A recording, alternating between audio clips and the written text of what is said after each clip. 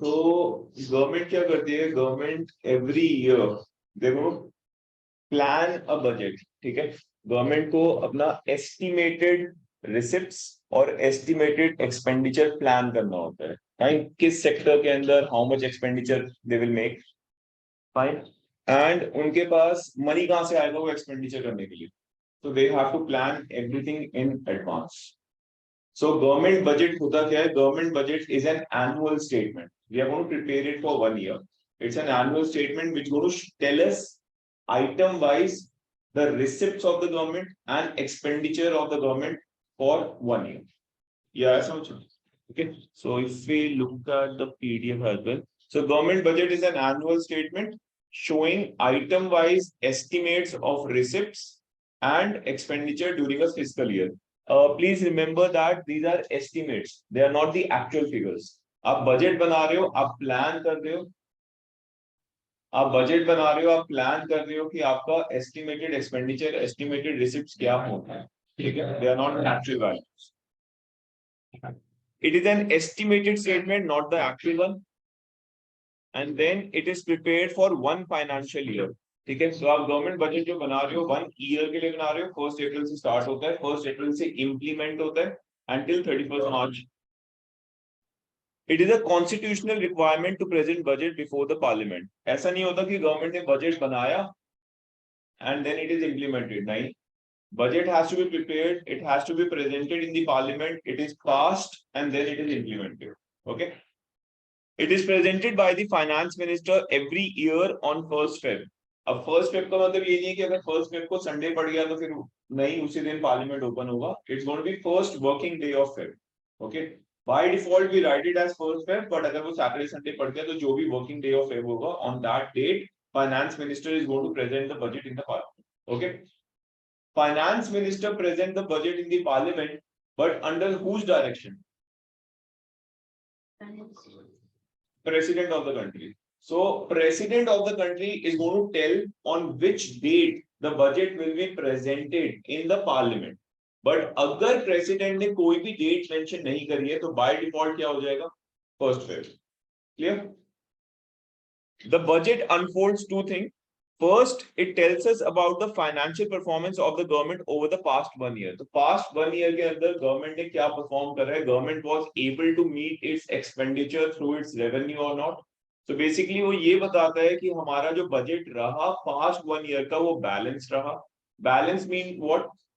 जितना government के पास receipts आया, receipts means inflow of money, उतना ही government ने expenditure करा. और was it a surplus budget? Surplus budget का मतलब क्या है? जितना गवर्नमेंट के पास रिसिप्ट्स आया that was greater than the expenditure made by the government, or was it a deficit budget? Deficit budget का मतलब government receipts were less than the government expenditure. Clear? अच्छा, one more thing, we are not going to do the chapters in order. So let's say अगर हम first chapter की बात करें, it is not related to this chapter. Okay? फिर हम 7th, 8th, 9th chapter की बात करें, it is not related. तो ये पूरा एक सेपरेट यूनिट है by the name of government budget and balance of payment. It constitutes 3 chapters. तो पहले ये कर रहे हैं. ये तीनों चैप्टर जो आपके हैं ये 12 मार्क्स के हैं. After this will start with national income and then will start with income determination. तो 3 यूनिट्स हैं आपके टोटल. चौथा यूनिट है बैंकिंग, वो इजी है, पॉइंट में हो जाएगा. Okay, so but so just to confirm, you said it's 1st February, right? Not first working day of February. So by default it's 1st Feb, but if 1st Feb is a Saturday or a Sunday, then the parliament is closed. Then it has to be the first working day of Feb. All right, sir. The budget unfolds the financial performance of the government over past 1 year and the financial program and policies of the government for the next 1 year. Okay, so past 1 year government की performance क्या है तो वो बताता है. And दूसरा future के लिए नेक्स्ट 1 ईयर के लिए गवर्नमेंट ने क्या पॉलिसीज प्रोग्राम्स वगैरह प्लान अप कर रखे हैं. It's going to tell that. As regards financial performance of the government, it is more like a description of what happened during the past 1 year. Focus is placed largely on the other part of the budget describing programs and policies of the government next 1 year. So we are interested in focus which is placed on the programs and policies for the next 1 year, not about the past. The programs and policies of the government are known as budgetary policy. Guys ये अपने notes में mark कर लेना, and in case अगर किसी के पास note नहीं है after the class I give you. Okay, so programs and policies of the government, it is known as budgetary policy, and you also call it as fiscal policy. यहाँ तक clear है? Okay, now budget is prepared at all the levels. आप central level पे भी budget बनाते हो, that is known as union budget. आप state level पे भी बजट बनाते हो, ठीक है। आप लोकल गवर्नमेंट लेवल जैसे एमसीडी वगैरह हो गया, इन लेवल्स पे भी बजट बनता है। But we are going to restrict our studies only to union budget. हम state budget, local government budget ये सब नहीं कर रहे हैं। Fine. Structure of components of budget. So budget के अंदर दो components होते हैं।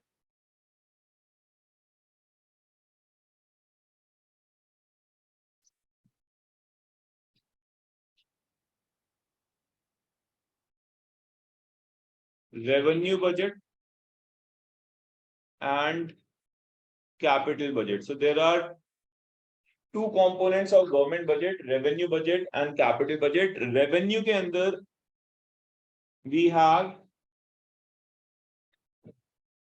revenue receipts and revenue expenditure.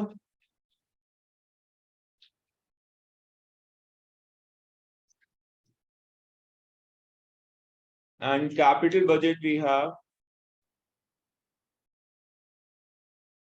capital receipts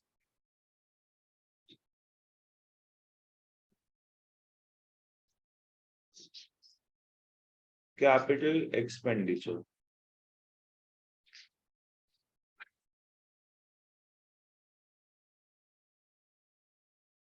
Guys ये साथ साथ प्लीज बनाते जाना। Either you can make it at the end of your notes, जो मैंने आपको हैंड आउट दिए यहाँ पर नहीं, एंड में से नहीं, बिल्कुल लास्ट पेज पे बना लो, उसी के नोट्स के लास्ट पेज पे बना लो। एंड आई थिंक जिनको मैंने कल दिया था वो सिंगल पेज हो गया था, तो they have lot of space to write in the notes. Okay, so अब देखो इस चैप्टर के अंदर ध्यान रखना, previous years what has happened, difference आता है। Explain the difference between capital receipt and revenue receipt, ठीक है। सो एक स्टूडेंट ने क्या करा था, 4 मार्क का डिफरेंस आया था और उसने क्या करा था, he has written each and every point correctly, but revenue receipts के ऊपर हेडिंग उसने लिख दी थी कैपिटल रिसिप्ट्स, और जहां पर उसने कैपिटल रिसिप्ट्स का डेटा लिखा, नहीं जहां उसने कैपिटल रिसिप्ट्स का डेटा लिखा वहां रेवेन्यू रिसिप्ट लिख दिया, और जहां उसने रेवेन्यू रिसिप्ट का डेटा लिखा वहां पर उसने हेडिंग ऊपर कैपिटल रिसिप्ट लिख दी थी। 4 मार्क्स का क्वेश्चन था, उसको 0 मिला था बोर्ड से, ठीक है। तो ये सब चीजों का ध्यान रखना। And this entire chapter is based on the 4 definitions which we are going to do right now. So capital receipt, capital expenditure, revenue receipt, revenue expenditure, इन चारों की definition अगर आपको ठीक से आती है, good enough, ये चैप्टर इजीली हो जाएगा।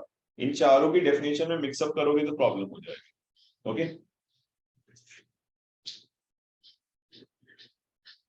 Okay, so what do you mean by receipt? Receipt का मतलब इनफ्लो है, ठीक है। एंड जो कॉमर्स बैकग्राउंड के हैं, कैपिटल का मतलब क्या है, एसेट्स, एसेट्स, ठीक है। ये चीज याद रखना, जो नॉन कॉमर्स बैकग्राउंड है, कॉमर्स बैकग्राउंड है, कैपिटल का मतलब ध्यान रखना एसेट्स एंड लायबिलिटी से रिलेटेड है। ओके, किसी भी चीज के साथ कैपिटल लिखा होगा ना, वो आपके एसेट्स और लायबिलिटीज को अफेक्ट करेंगे। ओके, अब एक चीज बताओ, अगर रिसिप्ट का मतलब क्या है, inflow of money, and assets और लायबिलिटीज के थ्रू इनफ्लो कब हो सकता है, मतलब जब आप मनी बोरो करोगे तो इनफ्लो होगा। तो क्या मैं ये बोल सकता हूँ जब लायबिलिटीज बिजनेस की, सॉरी गवर्नमेंट की बात कर रहे हैं, सो लायबिलिटीज जब गवर्नमेंट की इंक्रीज होगी that will result in capital receipt, क्योंकि हम मनी बोरो कर रहे हैं, गवर्नमेंट की लायबिलिटी इंक्रीज हो रही है। ओके, और गवर्नमेंट के कुछ एसेट्स हैं, गवर्नमेंट ने उनको सेल कर दिया, तो एसेट्स अगर कम होंगे, गवर्नमेंट उन एसेट्स को अगर सेल करेगा तो गवर्नमेंट के पास क्या आएगा, मनी आएगा। Okay, so capital receipts are those receipt which results in either increase in liabilities of the government or decrease in assets of the government. दोनों में से कोई भी एक चीज होगा तो कैपिटल रिसिप्ट के अंदर क्वालिफाई करेगा। क्लियर ये चीज? कैपिटल एक्सपेंडिचर, एक्सपेंडिचर का मतलब क्या है? खर्चा करना, मनी का आउटफ्लो होना या इनफ्लो होना? आउटफ्लो होना। ओके, सो आउटफ्लो कब होगा? जब गवर्नमेंट अपनी लाइबिलिटीज को पे ऑफ करेगी, तो पैसा गवर्नमेंट के हाथ से जा रहा है, सो लाइबिलिटीज डिक्रीज, और गवर्नमेंट ने फ्लाईओवर कंस्ट्रक्ट करे, गवर्नमेंट ने डैम कंस्ट्रक्ट करे, गवर्नमेंट ने फैक्ट्री सेटअप करी, ठीक है, और assets of the government increases. ठीक है, these are the two conditions which will result in capital expenditure. So what is capital expenditure? Capital expenditure are those expenditure which will result in decrease in the liabilities of the government or increase in the assets of the government. Clear? अगर आपको ये दोनों definition याद है, then revenue receipt और revenue expenditure की definition बहुत easy है। रेवेन्यू रिसिप्ट में हम क्या लिखेंगे? These are the receipt which will neither increase the liabilities of the government nor decrease the asset of the government. अगर आपने रेवेन्यू रिसिप्ट में लिख दिया नाइदर डिक्रीजेस लाइबिलिटी, खत्म, neither increases liabilities of the government nor decreases asset of the government, ये ध्यान रखना है। Okay, and what will happen with revenue expenditure? Neither result in decrease in liabilities of the government nor it will result in increase of assets of the government. Clear?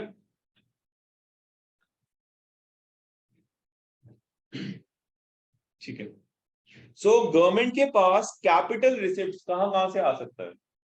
First, government can borrow,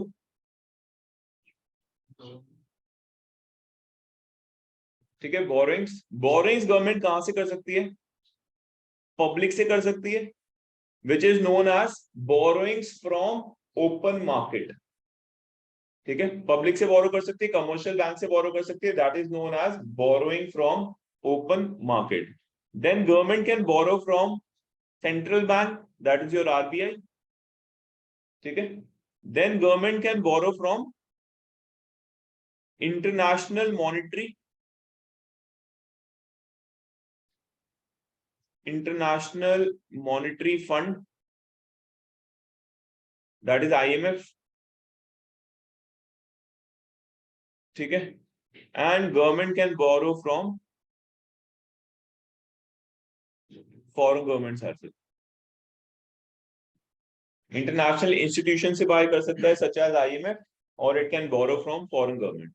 All of these will result in increase in liability of the government. Okay, these borrowings are also known as debt creating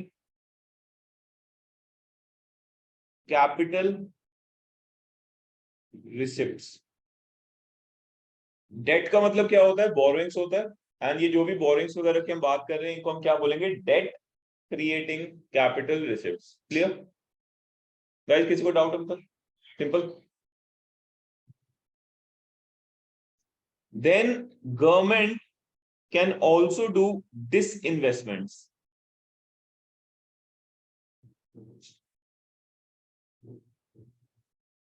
investment का मतलब क्या होता है? What do you mean by investment? Investment का मतलब asset create करना, ठीक है। डिसइन्वेस्टमेंट का मतलब एसेट को बेच देना, सेलिंग एसेट्स। ओके, अब यहाँ पर डिसइन्वेस्टमेंट की definition is very important, notes वगैरह में भी आएगा, बट डिसइन्वेस्टमेंट का ध्यान रखना। What do we mean by disinvestment? Disinvestment का मतलब हम ये नहीं बोलेंगे we are selling assets of the government, we are going to say selling of shares of public sector undertaking. Okay, government की जो कंपनीज होती हैं वो क्या होती हैं? पब्लिक सेक्टर अंडरटेकिंग होती है, उनके जो शेयर्स हम सेल करते हैं, government can sell all the shares of public sector undertaking और part of the sale, part of the shares, so that is known as disinvestment. Clear? So disinvestment is selling of shares of public sector undertaking. So अगर government public sector undertaking के shares बेचेगी तो money आएगा कि जाएगा? आएगा, that is a receipt. ठीक है, and it is related to asset, तो it's a capital receipt. Okay, अच्छा एक चीज और देखो, बोरोइंग्स हो गया, डिसइन्वेस्टमेंट हो गया, is it regular in nature? ये तो कभी कभी होगा, गवर्नमेंट के पास ऐसा तो नहीं है पब्लिक सेक्टर अंडरटेकिंग की भरमार है, कभी भी सेल करना है सेल कर दो, नहीं। तो these are non recurring in nature, so you can write capital receipts are non recurring in nature.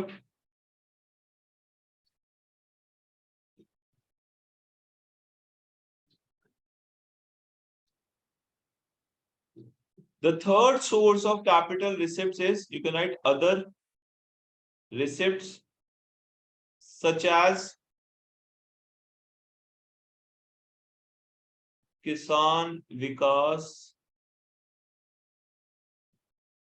Patras,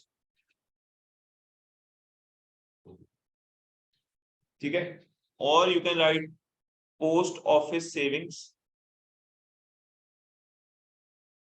post office savings, and there are various other saving programs organized by the government, they are all part of capital receipt. आप post office के अंदर money deposit करते हो, post office किसका है, private और government, government, तो वो मनी किसके पास जा रहा है, गवर्नमेंट के पास जा रहा है, तो वो गवर्नमेंट की लाइबिलिटी नहीं है कि आपको वो मनी फ्यूचर में वापस करना होगा, ठीक है। Then there are various different programs by the government, जैसे एक सुकन्या योजना है, देन यू हैव किसान विकास पत्र, इसमें गवर्नमेंट क्या बोलती है, गवर्नमेंट बोलती है you deposit money with us for a certain period of time and we are going to give you a rate of return of 7% on whatever you have deposit, ठीक है। So again, the money which is being deposited to the government, it is the liability of the government to pay that money back to the public in future. Okay, so ये भी government की liability है। जो आपका borrowings है, that is debt creating capital receipts, but आपका जो disinvestment है और जो other receipts है, these are non debt creating capital, ठीक है, ये आपका non debt creating capital receipts है। तो बस disinvestment के साथ लिख लो, disinvestment के साथ just write it in the brackets, it is a non debt creating capital receipt.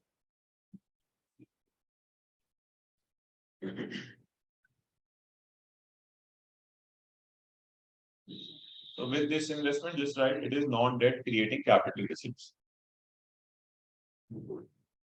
ठीक है? Okay. Now let's come to revenue receipts. The revenue receipts are recurring in nature. ये गवर्नमेंट के पास regularly आएगा through out the year. Guys ये बना लेना please, table ऐसा छोटा सा।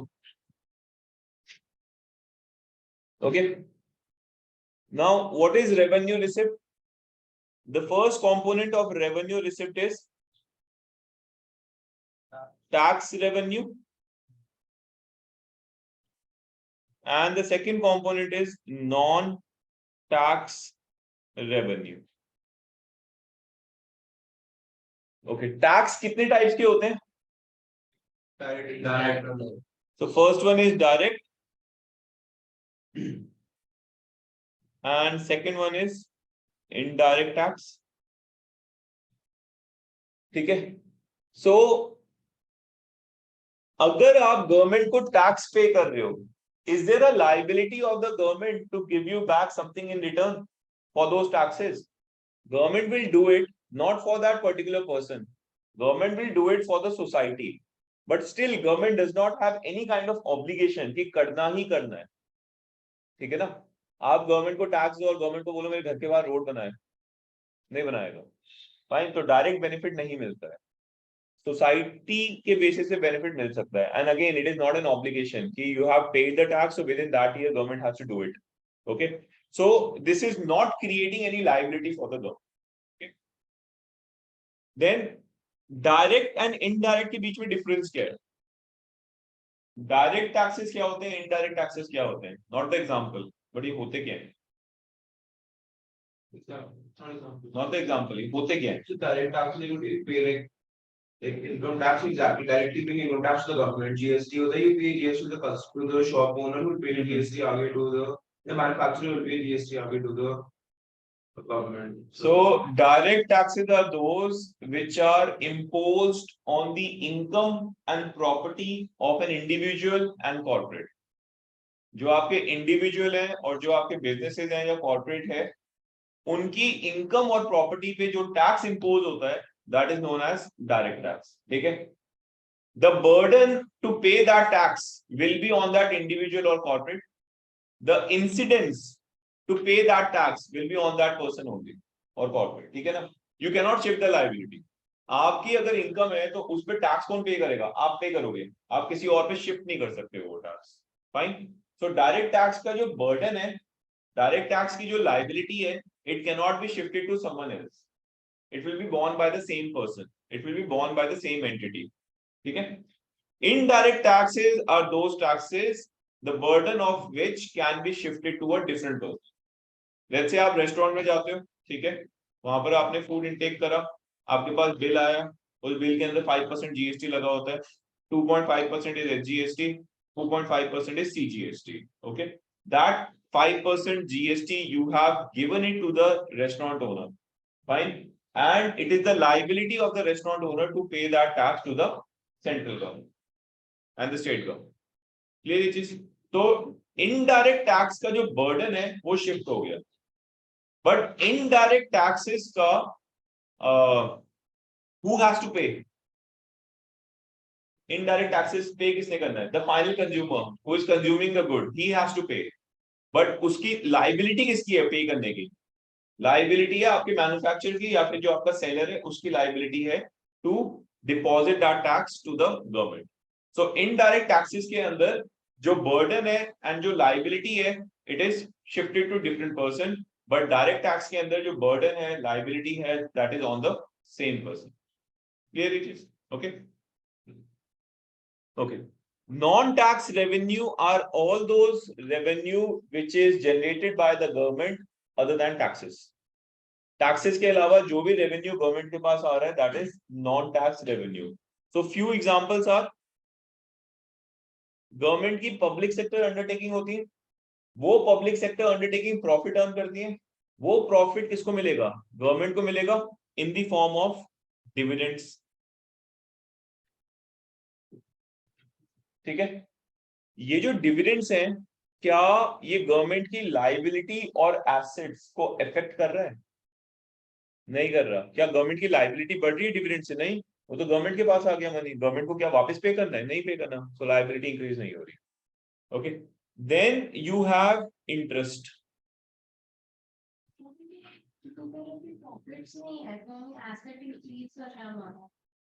अकाउंट्स में पढ़ रहे हैं कि आप बोलो कि डिविडेंड्स मिला तो वो प्रॉफिट को बढ़ा रहा है, तो वो कैपिटल में ऐड हो गया, तो कैपिटल इंक्रीज हो गया, तो जाके कैपिटल एसेट में ऐड हो. नहीं, वो चीज नहीं कर रही. Okay. Then we have interest. So central government क्या करती है? सेंट्रल गवर्नमेंट स्टेट गवर्नमेंट्स को लोन देती है. Central government can give loan to other foreign government as well. Fine. And on that loan central government will receive what? Interest. तो वो interest आ गया. ठीक है. Then you have escheats. Escheats क्या होते हैं? किसी इंडिविजुअल की डेथ हो जाती है एंड उसका कोई भी फैमिली रिप्रेजेंटेटिव नहीं है जो उसके प्रॉपर्टी पे क्लेम ले रहा हो, तो वो सारा का सारा किसके पास चले जाएगा? गवर्नमेंट के पास चले जाएगा. Because there was no legal heir, there was no family representative who were taking that property. ये हो गया. और क्या होगा? in dividend interest, fees and fines. Fine का basic example, red light jump करो, चलान आ जाएगा, पता चल जाएगा उससे. That is fine. ठीक है. फीस आप अपना ड्राइव नहीं, वो लाइसेंस हो गया. फीस हो गया. लेट्स से आपको कोई भी इंडस्ट्री ओपन करना है, तो उसके लिए आपको वो तो लाइसेंस हो जाएगा. फीस विल बी कोर्ट का फीस. पासपोर्ट की फीस नहीं होती. पासपोर्ट की फीस होती है. पासपोर्ट की फीस हो जाएगी. हाँ ठीक है, वो भी ले सकते हैं. रजिस्ट्रेशन की जो फीस वो भी जाती है. एंड रजिस्ट्रेशन अगर आप हाउस परचेज करते हो तो वो भी आप गवर्नमेंट के साथ रजिस्टर करवाते हो, तो उसमें भी रजिस्ट्रेशन फीस होता है. देन कोर्ट के अंदर भी जाते हो तो कोर्ट फीस पे करते हो. All that things will come here. Then you have So all of the, so when we go to monuments and stuff, even then we pay, I think, a small amount. कुछ सुनाई नहीं दिया. माधव, मुझे कुछ सुनाई नहीं दिया. I said even when we go to your, monuments and stuff, Yeah. morning rides, वगैरह, we pay हाँ. those small Yes. amounts. Yeah. Then you have license, ठीक है? So driving license, उसका फीस जाएगा. There are liquor shop, उसका fees जाता है.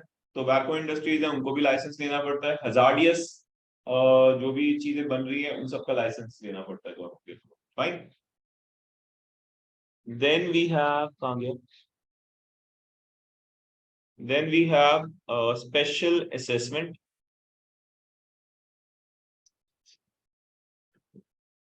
So let's say आपके घर के बाहर से मेट्रो निकली, जिसकी वजह से क्या हुआ, जिसकी वजह से प्रॉपर्टी के रेट्स उस एरिया में इंक्रीज हो गए. ठीक है. सो गवर्नमेंट क्या करती है, गवर्नमेंट डेवलपमेंट के बेसिस पे स्पेशल असेसमेंट चार्जेस लेती है. ठीक है.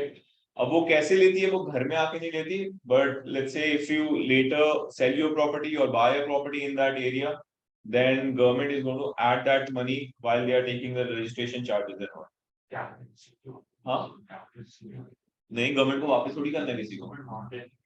ये रेकरिंग होता है, ये रेकरिंग है. मतलब गवर्नमेंट ने एक डेवलपमेंट एक्टिविटी करी उस एरिया में, उस डेवलपमेंट एक्टिविटी की वजह से उस एरिया की वैल्यू बढ़ गई, तो government is going to collect money for rest of it life.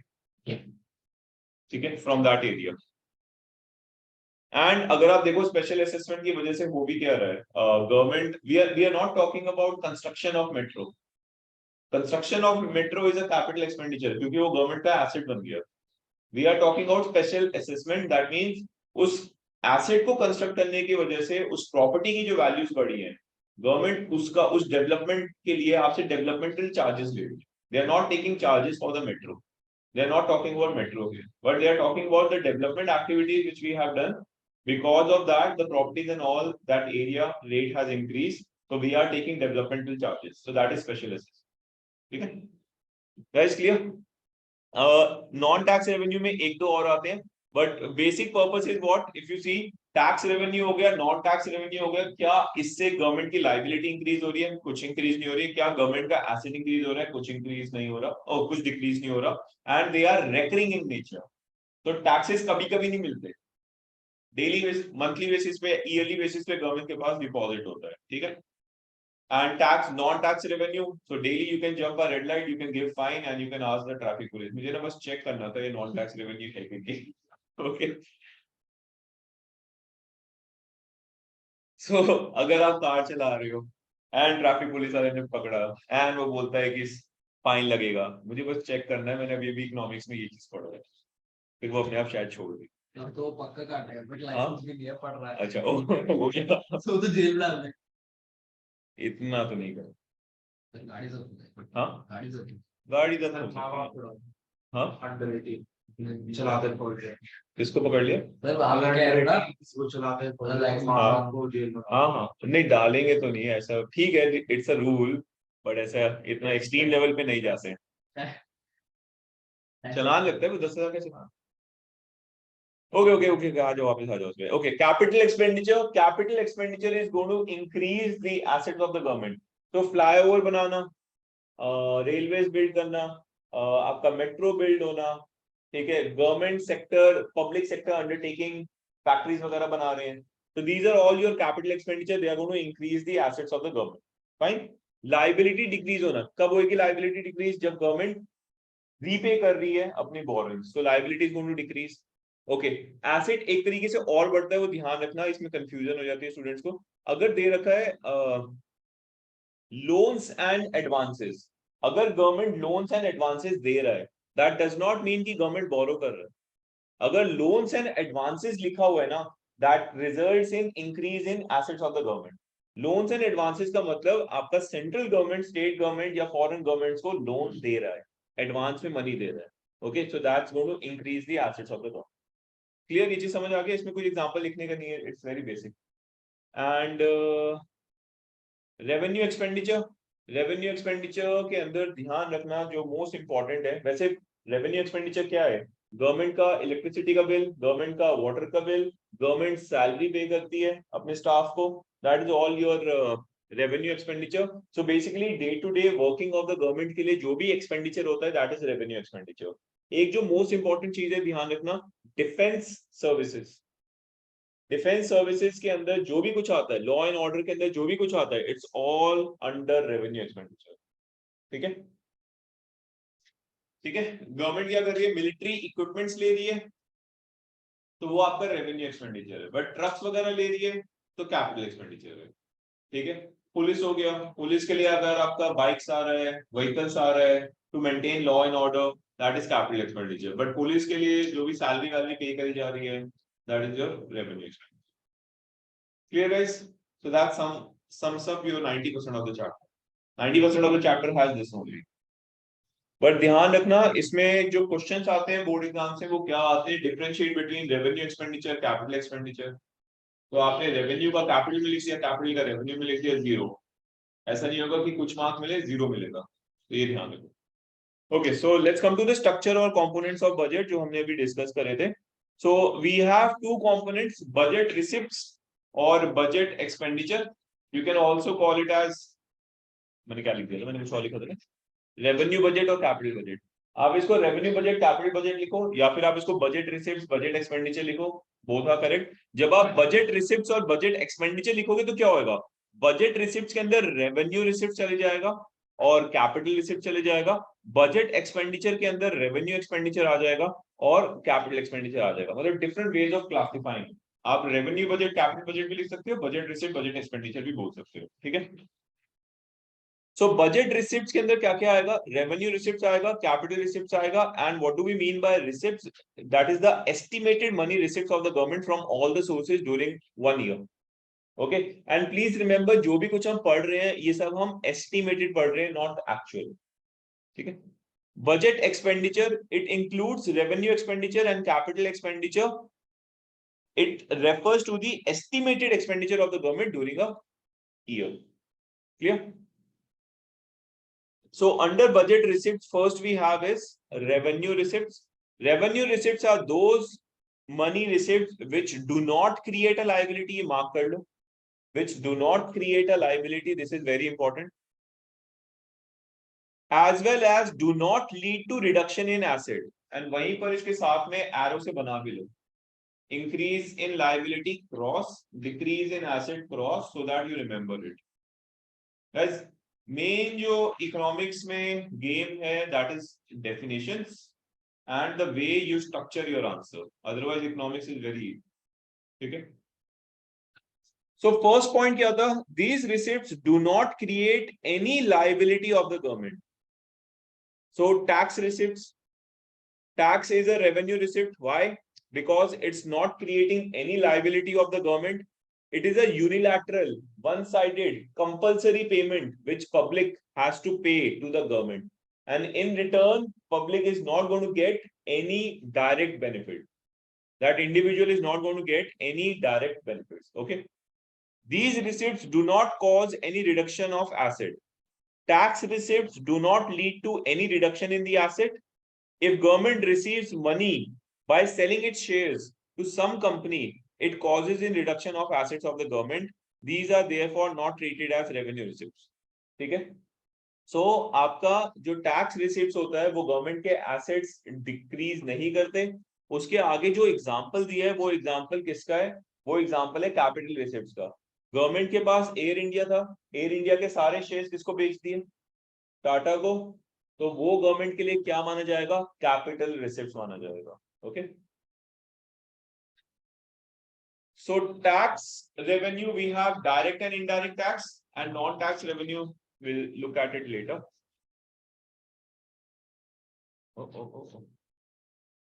तो टैक्स रेवेन्यू के अंदर क्या क्या आता है, tax revenue refers to the sum total of receipts from taxes and other duties imposed by the government. तो जो भी कुछ टैक्स से रिलेटेड है दैट इज टैक्स रिसिप्ट। और tax is a compulsory payment जो गवर्नमेंट के पास जाएगी, कौन देगा, हाउसहोल्ड देंगे, फर्म्स देंगे, इंस्टीट्यूशंस देंगे। Taxpayer can not expect any service और benefit from the government in return. Easy. Direct tax क्या होते हैं, direct taxes are those taxes which are imposed on the property, property word पे mark कर लेना, and income of individual and companies. ठीक है, their burden cannot be shifted to other persons or entity। burden किसके ऊपर आएगा, जिसके ऊपर वो टैक्स लगा। ठीक है, अब मेरा इनकम टैक्स है, आप लोग पे कर सकते हो तो प्लीज कर दो। Okay, a direct tax is one the final burden of which is borne by the person on whom it is imposed. So exam के अंदर ऐसा भी क्वेश्चन आएगा आपके पास, you have to differentiate whether a tax is a direct tax or an indirect tax. ठीक है, आप लिखोगे डायरेक्ट टैक्स या फिर आप लिखोगे indirect tax, they are not going to give you marks, you have to write a reason. So अगर आपका टैक्स डायरेक्ट टैक्स है, so you will say the burden and liability to pay remain on the same person, that's why it's a direct tax. इतना आपको लिखना पड़ेगा, okay? And अगर indirect tax होगा, so you will say it is an indirect tax because burden and liability can be shifted to different person. तो ये line आपको लिखनी पड़ेगी अगर वो क्वेश्चन में आपसे पूछते हैं कि whether it is a direct tax or indirect tax. Clear? So example is income tax, corporation tax, gift tax, wealth tax. एक और लिख लो, death tax.